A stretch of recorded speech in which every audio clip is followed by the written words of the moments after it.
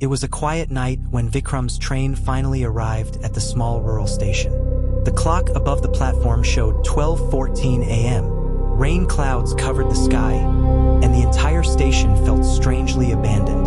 Only one weak yellow light flickered above the exit gate, making long shadows across the empty platform. Vikram had never been to this town before. He had come to attend a job interview the next morning. His phone showed almost no signal, and the taxi stand outside the station was completely empty. The wind blew softly through the silent streets, carrying a strange feeling of unease. As he walked along the road with his suitcase, he noticed something unusual. At the corner of the street stood a small hotel with an old wooden sign that read, "Night Rest Lodge, rooms available." The building looked very old, but the lights inside were still on. Tired and desperate for sleep, Vikram pushed open the creaking door and stepped inside. The lobby was dimly lit, and an old man sat behind the reception desk reading a newspaper. Without even looking up, the man spoke slowly. "Room for the night?" Vikram nodded and filled out the register. The old man handed him a rusty key with the number 17 engraved on it.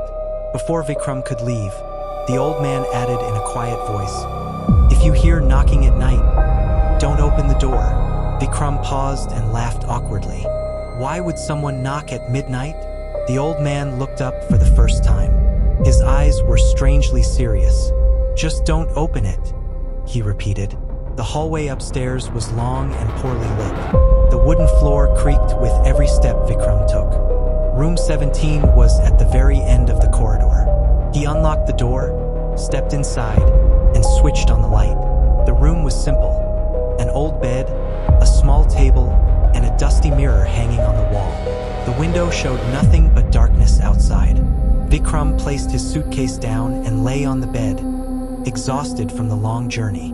After some time, he fell into a deep sleep. Hours later, he suddenly woke up.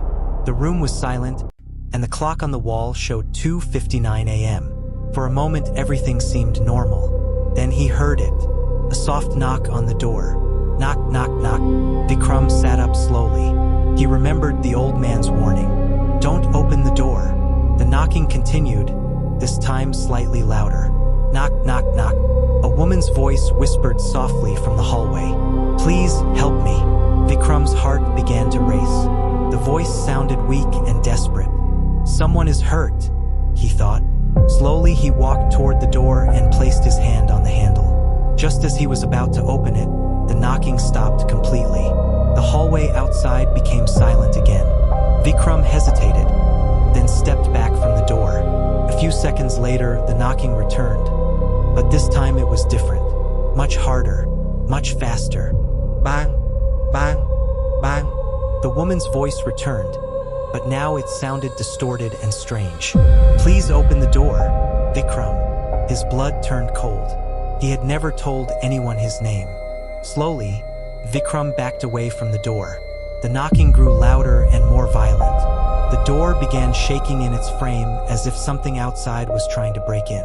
Suddenly, the knocking stopped again. The silence that followed felt even more terrifying. Vikram stood frozen in the middle of the room, listening carefully. Then he heard something far worse. Footsteps. Inside the room behind him. Very slow footsteps. With trembling fear, Vikram turned around. Standing near the dusty mirror was a tall, shadowy figure.